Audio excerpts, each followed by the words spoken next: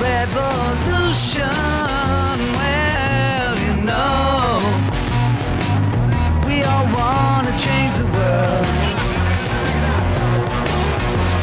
You tell me that it's evolution. Well, you know, we want to change the world. But when you talk about destruction, don't you know that you can count me out? Don't you know it's gonna be?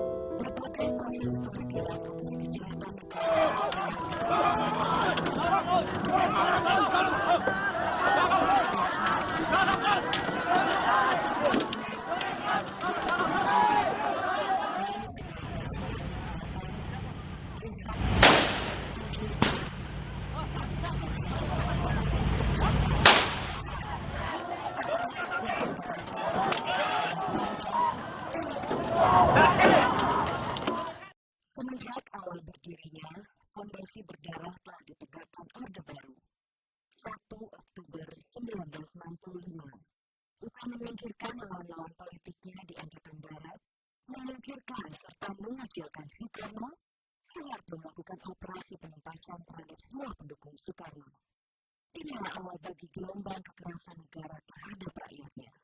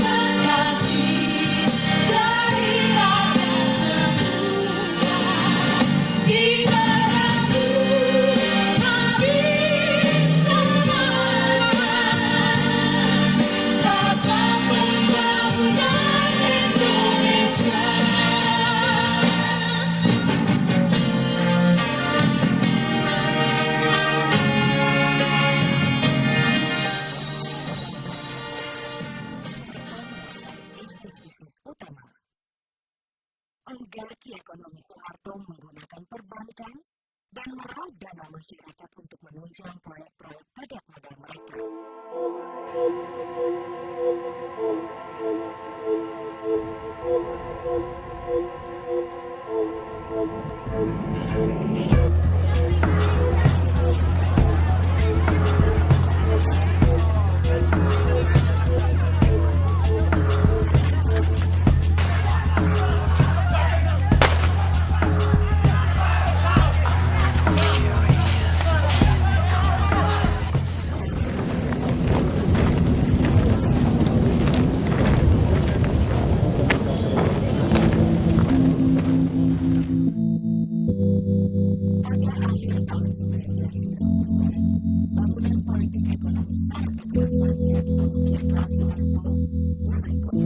Bahwa bunga itu indah dan putri itu cantik, tapi belum tentu kekasihmu tahu banyak sungai-sungai yang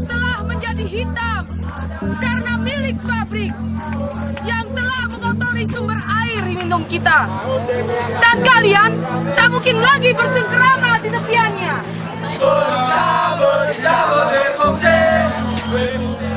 Kami menginginkan keadilan di Indonesia ini, Pak. Ternyata di negeri ini tidak ada sama sekali keadilan. Yang ada adalah pembantaian.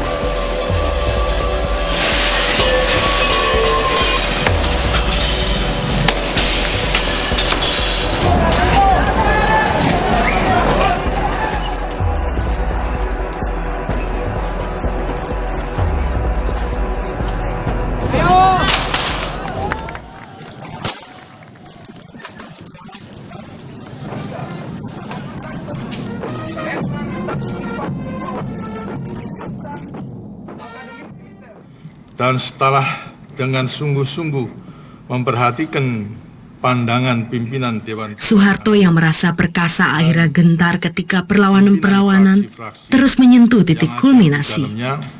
Saya memutuskan untuk menyatakan berhenti.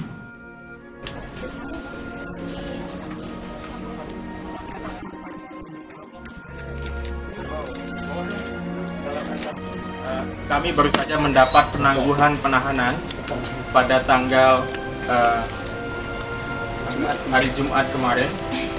Jadi ini baru saja menghirup udara reformasi.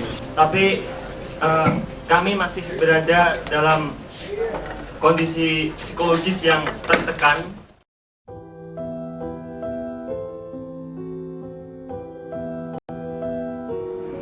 Nah, ternyata memang mereka datang kira-kira 10 orang. 2 orang berpakaian militer dan lainnya pakaian sipil.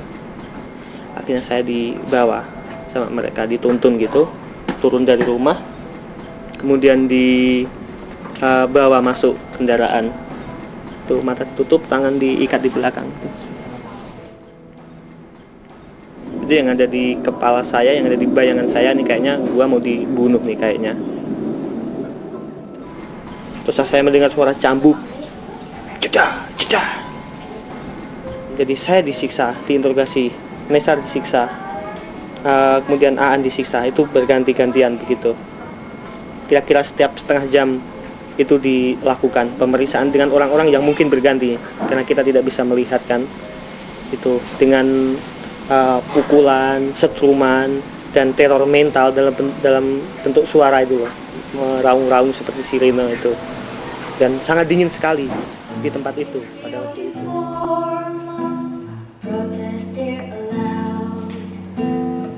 I've seen their silent faces scream so loud. If they were to speak this word, they go missing too.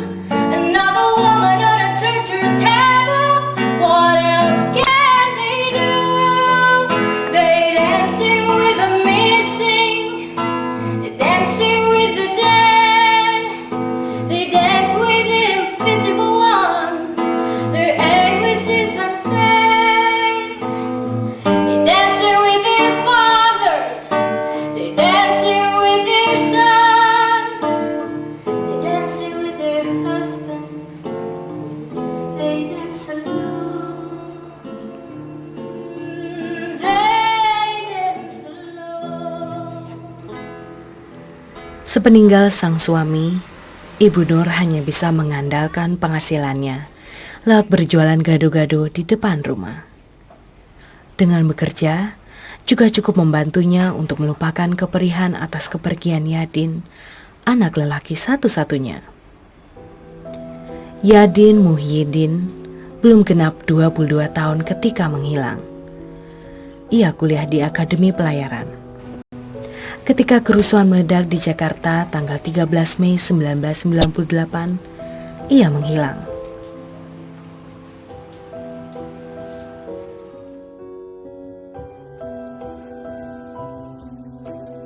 Ibu Nur sangat gembira ketika anak keduanya, Nina, melahirkan. Sebuah generasi telah lahir, menggantikan generasi sebelumnya. Suaminya yang meninggal, dan anak lelakinya yang hilang. Ada secerca harapan agar kekejian yang telah merenggut nyawa Yadin tidak berulang pada generasi ini. Kendati harapan itu hanya samar-samar, seperti halnya upaya penyelesaian kasus penculikan yang terdengar kian samar.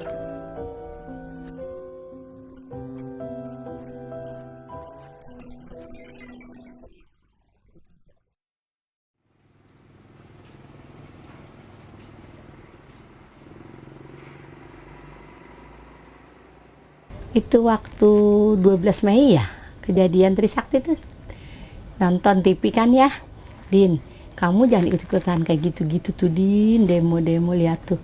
Nanti kamu kenapa-napa, jagain adiknya ya kalau di rumah, jagain kakaknya, saya bilang tuh ya. Jangan ikut-ikutan gitu ya Din, iya mah.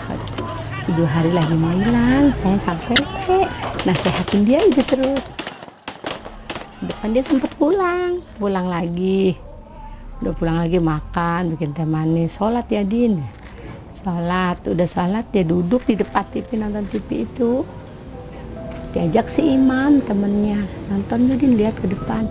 Nggak panas kata si Adin ya.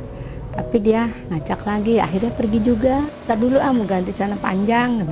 Terus si Teti malah bilang gini, jangan ganti celana panjang, nanti ditangkap polisi susah lari. Kayak ijo-ijoan gitu tuh celana pendeknya tuh, kayak kaos putih. Itu nggak bawa identitas apa-apa. Nah nggak lama kemudian itu tentara itu datang bawa mobil yang besar itu deh, baju-baju hijau.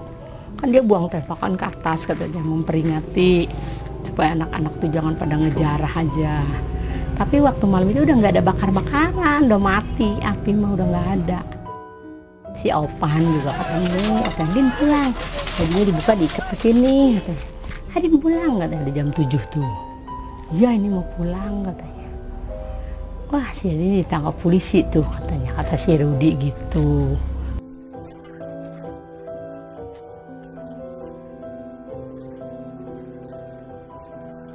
Itu kan katanya dibawa ke Polres Gorontalo situ. Nah begitu dari Polres Gorontalo kan dicari sama bapaknya ke situ. Di situ ada namanya Yadin Muhyiddin. Terus kan kalau yang buat TV ditulis buat TV ya, kalau si Adin mah nggak bawa apa-apa, kosong nggak bawa apa-apa gitu. Terus nanya sama polisinya, kok katanya dikeluarkan nggak dikasih apa surat kuasa, Tapi kata polisi itu, aduh Pak, saya juga nggak ngurusin gituan, nggak sempet.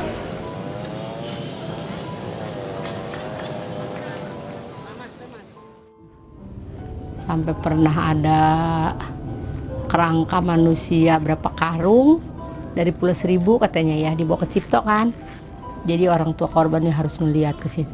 Tapi nggak ada, itu bukan. Dia punya gigi turun 2 karena dia habis jatuh waktu sebelum hilang itu nabrak trotoar. Malam Kamis itu dia kelihatan aja naik ke tangga, saya liatin itu naik ke tangga sampai di atas. Pas jam 4 saya udah bangun, jam 5 dia naik ke atas, saya bangun sholat, saya bilang, iya. Nah, setengah 6 turun, saya tuh cuma lihat punggungnya dia doang itu deh, habis wudhu tuh ya, sholat dia, ya Allah, aku bilang.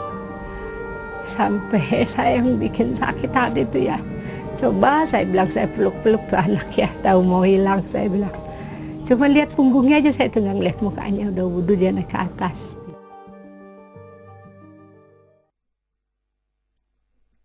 Sebelum Tukul menghilang, Mbak Pon sudah menjahit. Dia biasa menerima jahitan dari para tetangga, juga membuat daster, celana, dan celemek untuk dijual ke pasar. Wiji Tukul adalah sosok yang langka. Seorang buruh pelitur, tak tamat SMA namun berkesadaran jauh ke depan. Puisi-puisinya tak jauh dari realitas yang menggeliat di depan matanya, yakni lumpur, keringat dan kepahitan orang miskin. Tukul memang meninggalkan jejak ketegaran luar biasa pada istri dan kedua anaknya. Mereka anak-anak yang pintar, kritis dan berani. Wani dan Fajar tak juga putus berharap suatu hari sang ayah akan pulang. Mereka hanya bisa puas mengenangnya lewat lukisan foto ayah mereka, juga lewat rekaman suara ketika ia mengamen puisi. Saking seringnya diputar, kaset itu sekarang sudah rusak. Aku kenal Tukul, itu Tukul sudah menjadi seorang penyair. Tapi aku nggak mudeng penyair itu apa. Yang saya tahu Tukul itu adalah buruh pelitur yang bekerja di salah satu pabrik milik pengusaha Jawa ya, di Keratonan yang saya tahu.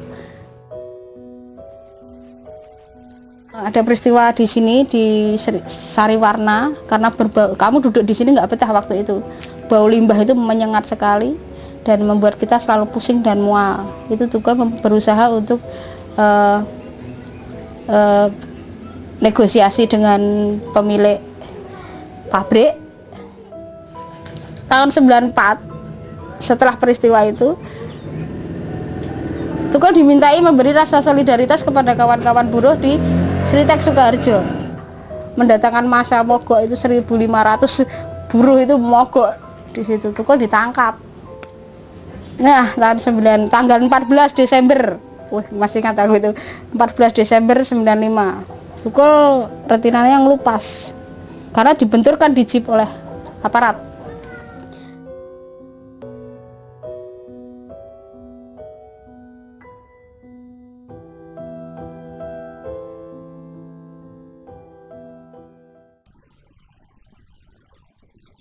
Memberikan penghargaan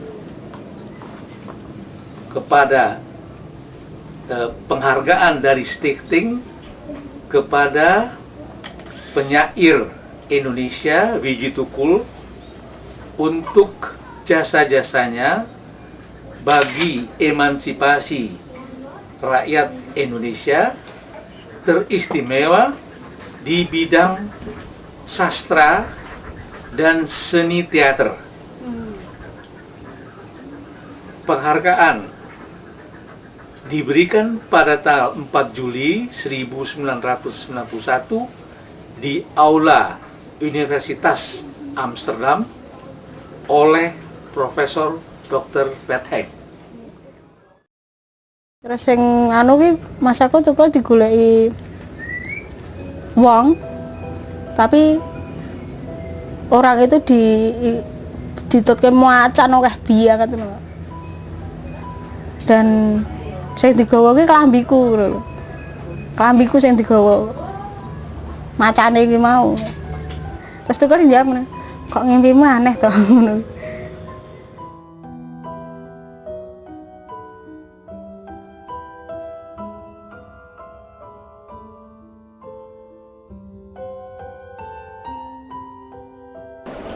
Tahun ini Dewan Juri dengan suara bulat memutuskan bahwa Yat Tian Hin Award diserahkan kepada Wiji Tuhu.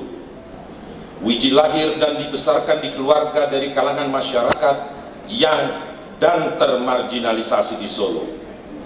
Dalam lingkungan masyarakat miskin perkotaan ini, Wiji sejak usia belia mulai menulis puisi-puisi, dan pada usia menginjak dewasa, puisi-puisinya mulai mempertanyakan berbagai kenyataan hidup orang miskin. Sungguh enak hidup di televisi, tak ada bau, tak ada kecemasan, tak ada keributan, tak ada kebusukan. Waktu dihabiskan hanya untuk menyanyi. Sungguh enak hidup di televisi, ada Dokter Dermawan, ada sawah hijau, petani-petani tersenyum.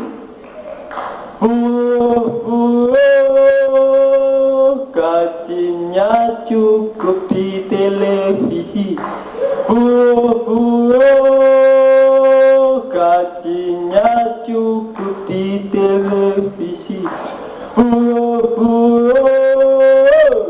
Gajinya cukup.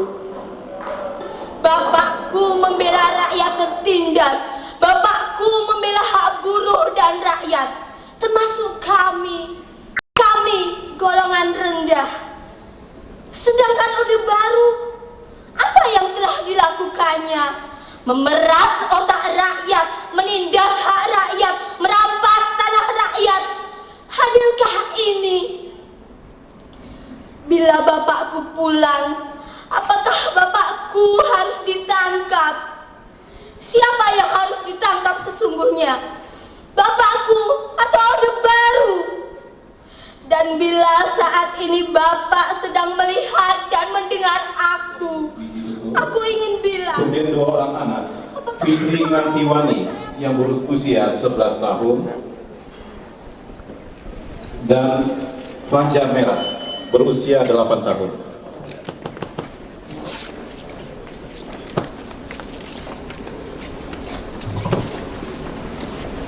Kami juga mohon naik ke atas panggung wakil dari keluarga Bapak Yat.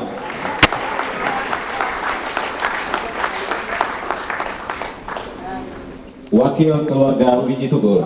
Dalam hal ini disampaikan oleh sang adik. Enggak guys. Ada komentar atau masalah? Wahyu Susilo. Keinginan Mbak Sipon? Keinginan saya, penghargaan ini sungguh berharga buat keluarga kami, Tukul terutama. Tapi lebih berharga, kami menginginkan Tukul itu kembali. Dan kami menginginkan HAM di Indonesia ini benar-benar ditegakkan. Karena saya tidak ingin banyak tukul-tukul yang diperlakukan seperti ini. Saya tidak ingin terulang lagi. Makanya saya mengucapkan banyak terima kasih sekali kepada Bapak Tudung Mulya Lubis dan kawan-kawan yang telah memberi kami jadi percaya diri lagi bahwa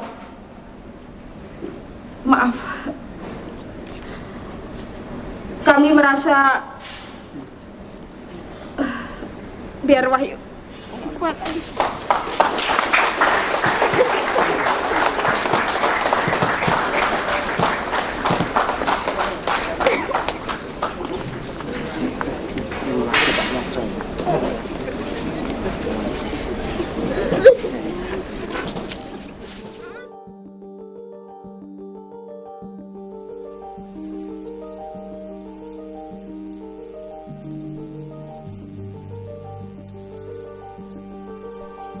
Entah dia sudah nanti seperti yang katakan anak saya, waktu itu masih kelas 1 SD.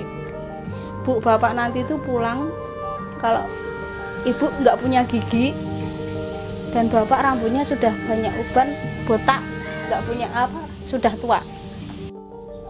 Jadi saya merasakan gini ya, setelah saya ditinggal Tukul, saya melihat betapa menderitanya ibu mertua saya.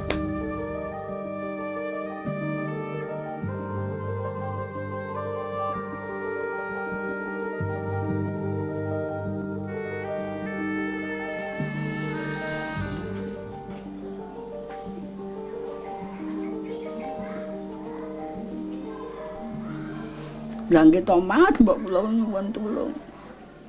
Uga niku enten pundi?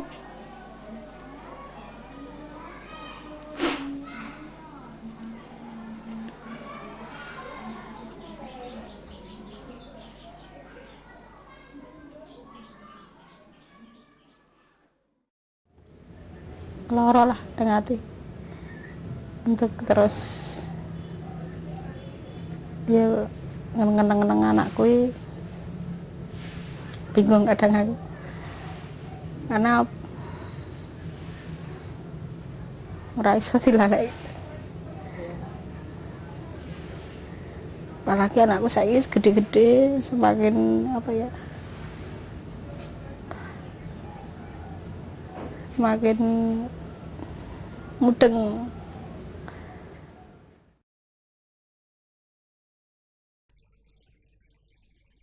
Suyat adalah satu-satunya anggota keluarga yang sempat menikmati bangku perguruan tinggi. Bahkan dari seluruh pemuda di kampungnya, Banjasari Sragen, ketika itu hanya Suyat yang berpendidikan tinggi. Tentu ia berharap suatu saat kelak Suyat bisa menikmati hidup lebih baik. Tidak seperti mereka yang harus berpeluh saban hari dengan bertani dan menjual tempe dengan hasil tak seberapa. Pak Paimin tak tahu menahu soal politik. Yang ia pahami kemudian hanyalah anak bungsunya bercita-cita mulia, membela kaum tertindas. Ia makin tidak mengerti mengapa begitu mahal ganjaran untuk cita-cita mulia anaknya.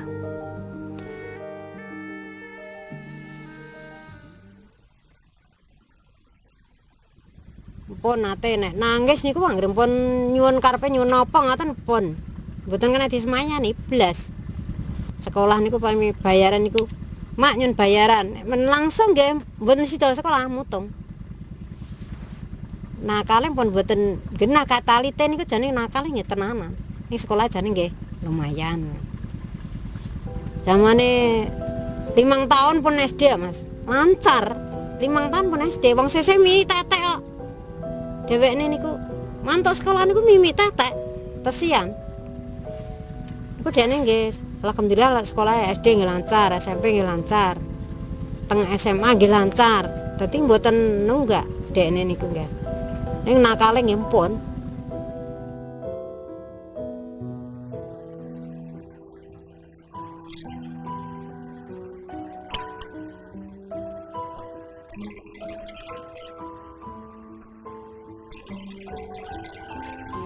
Sekitar tahun itu 98 awal ya. Februari 98 bulannya Februari itu terus bikin hati ini terus kalau ingat itu udah deg-degan dari takut sampai pikiran itu kan nggak enak, kerja aja nggak los gitu.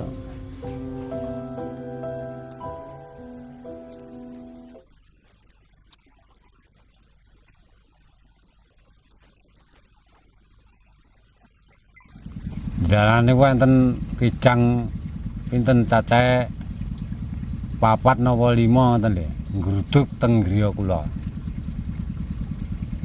Niku pas kula sakit Mas niku. Nggih griya kula niku digledhahi. Digledhahi teng pundi-pundi ngoten. Ning kula pas sakit nggih mboten tangi kula. Pokoke meng nekoke Suyat nandi ngoten tok.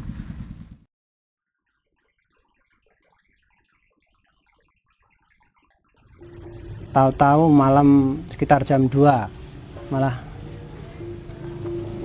banyak orang kesini, intel, preman, itu kan kita nggak sempat lihat orangnya, nggak memperkenalkan diri, tahu-tahu nyari adik saya itu.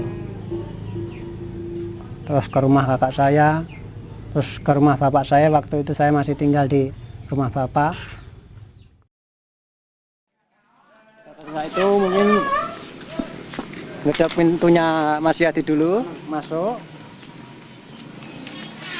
Ketika pintunya Mas Yadi dibuka, mungkin ada yang cari situ, ada yang mencari langsung ke rumah bapak.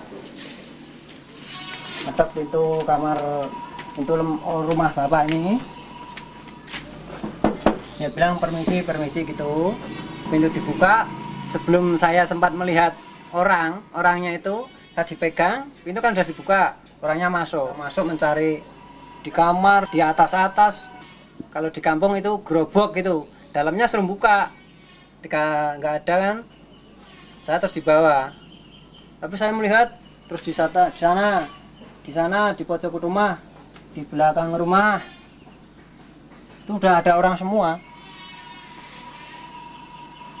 Ketika terus ditanya saya di mana, saya ditanya terus saya dibawa, digandeng dua orang sini sama sini terus. Dibawa terus ke sana, terus ada yang nanya, ya ini kan Suyat ini kan Suyat gitu. Terus bukan, kakak saya juga bilang bukan, itu bukan saya, itu adik saya, bukan Suyat itu Yatno itu. Saya juga menunjukin KTP saya cari KTP-nya, terus saya diperiksa juga, dibuka baju, terus di kaki dicari, mungkin ada luka mungkin ya, adik saya terus dicari terus saya sempat terus dia pegang terus tangan ini. Nanti sempat gimana langsung dibawa ke jalan. Terus kakak saya juga manggil Pak RT dulu. Pak RT suruh nerangin kalau saya ini bukan Suyat. Terus saya nekat dibawa itu. Cuman orang-orang di sekitar saya itu orang yang preman semua, tapi saya nggak sempat lihat wajah orang-orang yang nyulik itu. Sampai di sini saya terus dibawa dalam mobil, diborgol tangan saya diborgol, sampai di mobil sekitar 10 meter sampai 20 meter saya ditutup mata ditutup sampai bawah kecil gini. Terus setelah sekitar 100 meter ditambahi kerodong gini lagi, kerodongan terus sambil jalan terus ditanyain gitu terus, tanyain Suyat di mana, apa kamu nggak tahu Suyatnya, masa Suyat pergi kamu sebagai kakaknya nggak tahu. Terus sampai saya dipukulin terus dan saya mengira-ngira mungkin di sana, coba diajak ke sana, terus nunjukin di sana. Terus saya terus suruh nunjukin rumahnya Mas Warno waktu itu. Saya tunjukin Mas Warno, Suyatnya nggak ada di situ, tapi orang situ yang nunjukin. Suyatnya di sana gitu, suruh nunjukin ke rumahnya Heru. Terus Suyat kan kebetulan di situ. Nah, Suyat diambil, saya sendiri juga nggak sampai tatap muka dengan adik saya itu.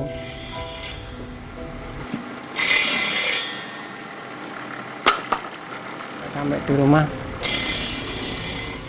sempat nangis.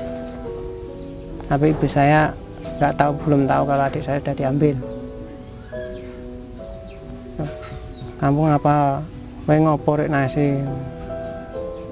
Aku rasa jawab, aku menang diam, tapi cuma nangis dok.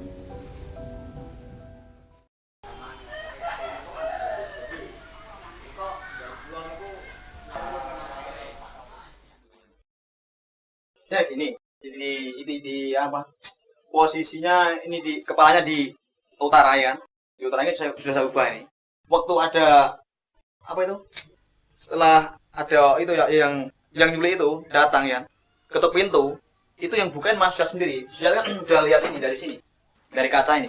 Ini kan lihat dulu siapa itu kan, udah tahu gitu. Kalau dia mau dijemput kan, dia keluar pakai sekrat itu, keluar, lalu buka pintu. Ada yang ngetuk pintu ya, langsung dibuka ya. Nah gini. Nah langsung ada apa yang nangkap saya tuh dipegang tanya tuh, kamu siat ya dia? Ngapain cari siat gitu aja? Pakai lantang dia, ngapain cari siat? Namanya ada apa ya siat gitu aja, langsung dibawa ke mobil kijang itu, langsung dimasukkan gitu aja kayak buang sampah itu. Kasihan kan.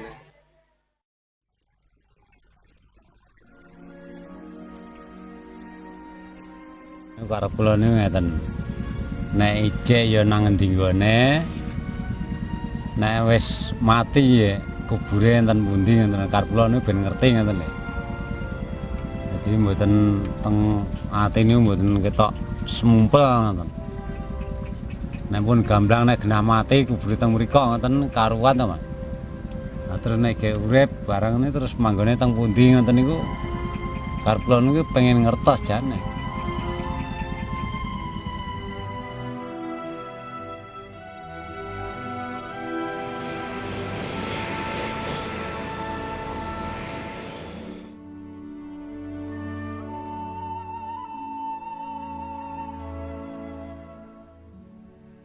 Sepanjang Orde Baru memang kemudian apa yang disebut gross violation of human rights itu terjadi. Jadi pelanggaran asasi yang demikian luas hampir kepada semua sektor kehidupan. Dan sebetulnya setelah Soeharto jatuh bulan Mei tahun 98 kemarin, tidak secara otomatis soal-soal itu juga terjawab. Jadi memang motif penculikan ini adalah bagian dari defense kekuasaan pada waktu itu.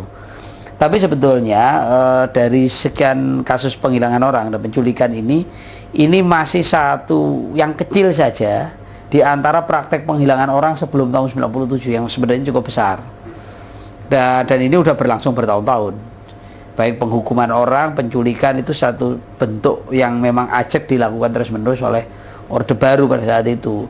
Sebagaimana juga pernah Presiden Soeharto pada waktu satu pertemuan dengan masyarakat, dia sempat bicara bagaimana mempertahankan Undang-Undang Dasar 45. Kalau aturannya itu 50/1 di DPR untuk membatalkan perubahan Undang-Undang Dasar 45, cukup culik saja anggota DPR 1 dan gagal itu perubahan Undang-Undang Dasar 45. Jadi gagasan penculikan itu memang udah menjadi sebuah gagasan melindungi kepentingan-kepentingan politik yang langsung dari Soeharto.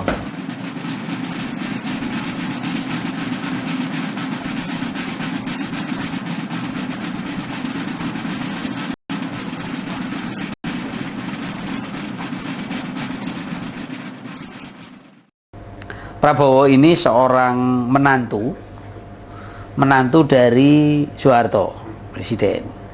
Dan dia boleh dikata adalah orang berusia termuda yang sampai kepada pangkat jenderal di dalam sejarah Indonesia, orang yang paling cepat. Dan memang karir dia panjang di Special Force ya. Baik itu operasi-operasi di Timur Timur, operasi-operasi di Irian, operasi di Aceh. Tapi memang jejaknya memang cukup berdarah ya, dari operasi-operasi itu cukup keras di berbagai tempat.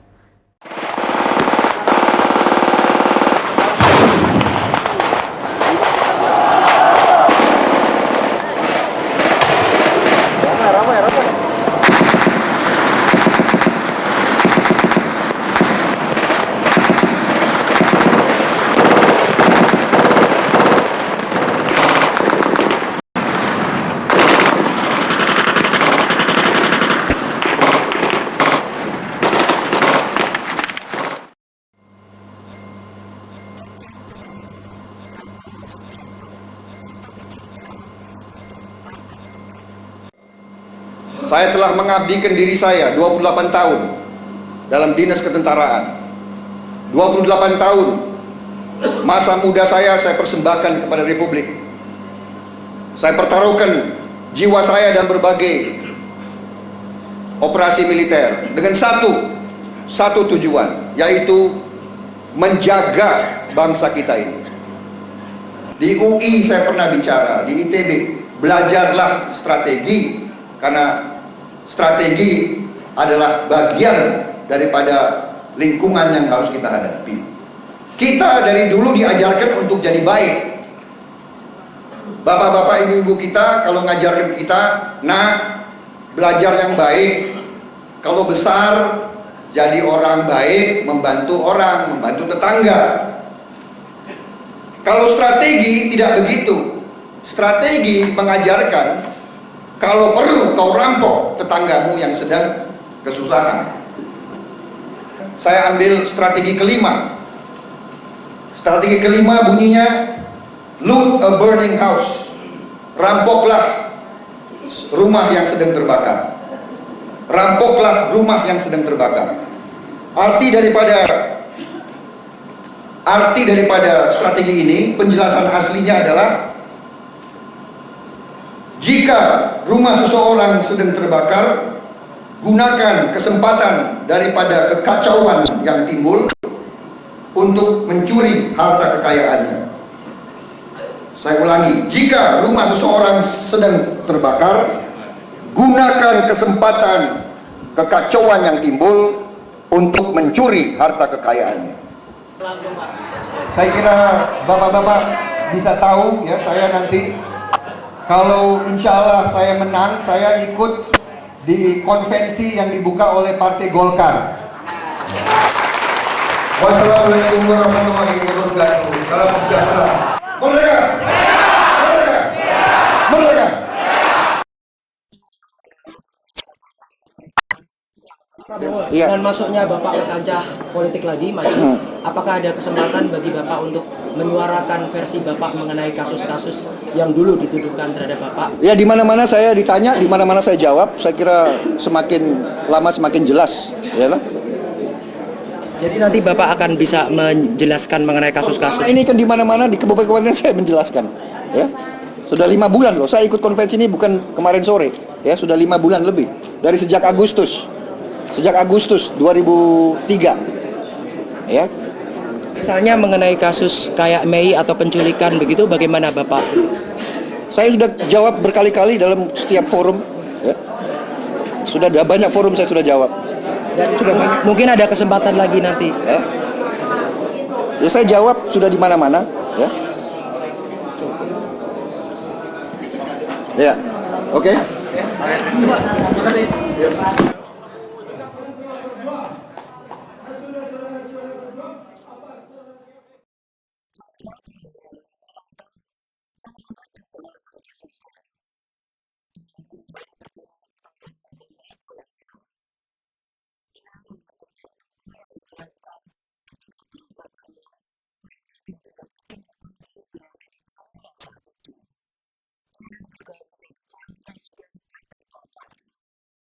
Ya, dengan sangat menyesal memang ada korban ya, 4 ya, 6 dan sebagainya.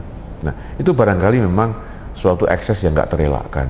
Dan itu pun ya kita sudah siap ya untuk kemudian melakukan suatu langkah-langkah investigasi, dan ada di beberapa dari via aparat keamanan yang terpaksa ya kita jatuhi hukuman karena kita anggap ya, melakukan suatu perbuatan di luar apa yang diperintahkan atau perbuatan yang sebenarnya ya mereka tidak boleh lakukan dalam pelaksanaan tugas di lapangan itu. Tapi sekali lagi apa yang terjadi itu tidak direncanakan dan dikendaki ya oleh pimpinan ABRI saat itu dan oleh institusi ABRI saat itu.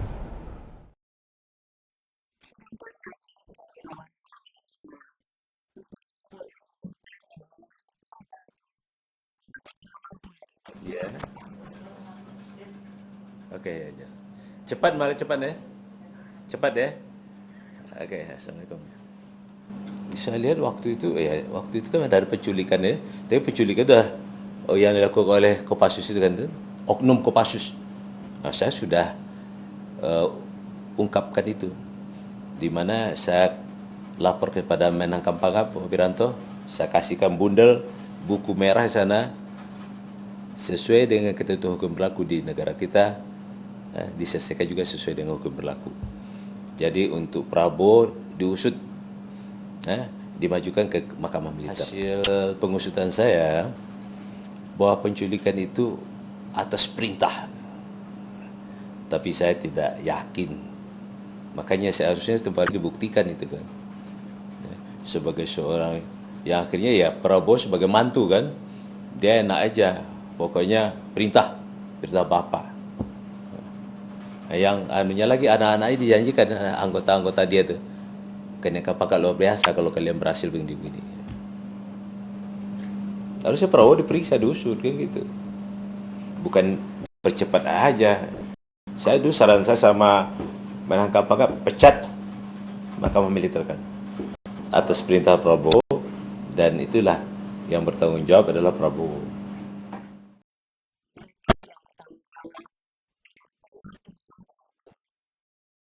Sejak kasus penghilangan orang ini ada yang dihukum. Pertama dari Special Force ya, dari Kopassus. Ada 11 orang Kopassus membentuk apa yang disebut tim mawar penculikan terhadap 9 orang, sorry. Tapi sebetulnya ini hanya scapegoat ya, ini kambing hitam karena mereka hanya pelaku operator di bawah, bukan pengambil decision untuk melakukan penculikan.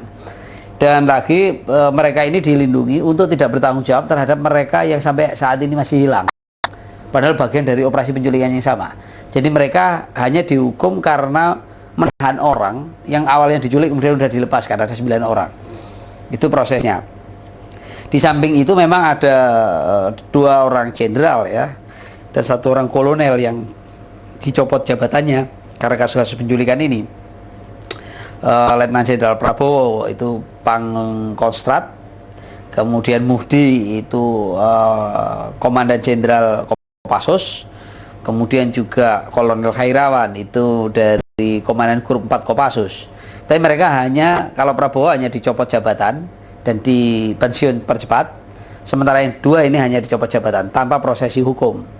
Itu yang terjadi. Dan jadi boleh dikata dalam kasus penculikan ini substansi pelaku itu belum terjangkau. Motif penculikan masih dilihat sebagai individu-individu, bukan bagaimana rezim ini mempertahankan kekuasaan. Jadi kalaupun ada orang dihukum, tapi sebenarnya ini bukan satu proses hukuman yang benar itu. Cuman ini karena tekanan begitu besar dari masyarakat sehingga harus diakomodasi sebatas yang mungkin oleh militer dianggap aman bagi dirinya.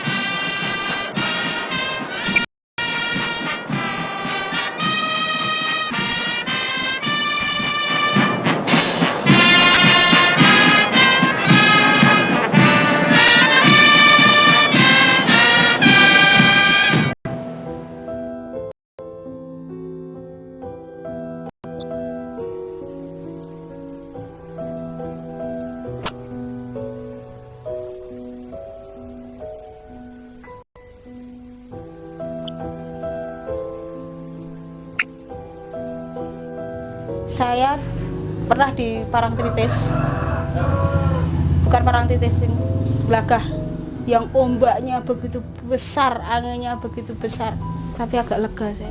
Yang saya teriakkan, apa maunya dunia ini? Itu aja. Karena apa? Saya yakin Tukul itu dipermainkan dunia, yang diperalat berbagai pihak. Itu yang ada dalam diri saya.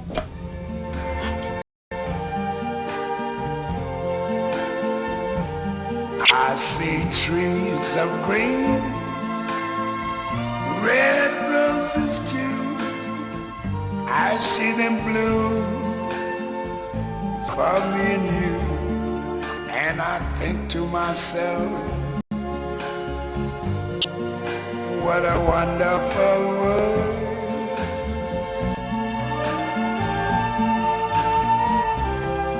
I see skies of blue and clouds of white, the bright blessed day, the dark sacred night.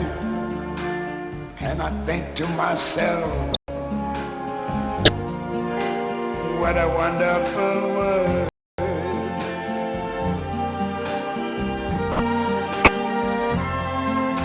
The colors of the rainbow, so pretty in the sky, are also on the faces of people going by. I see friends shaking hands, saying, how do you do? They're really saying, I love you. I hear babies cry, I watch them grow, they'll learn much more than I never knew. And I think to myself, what a wonderful world.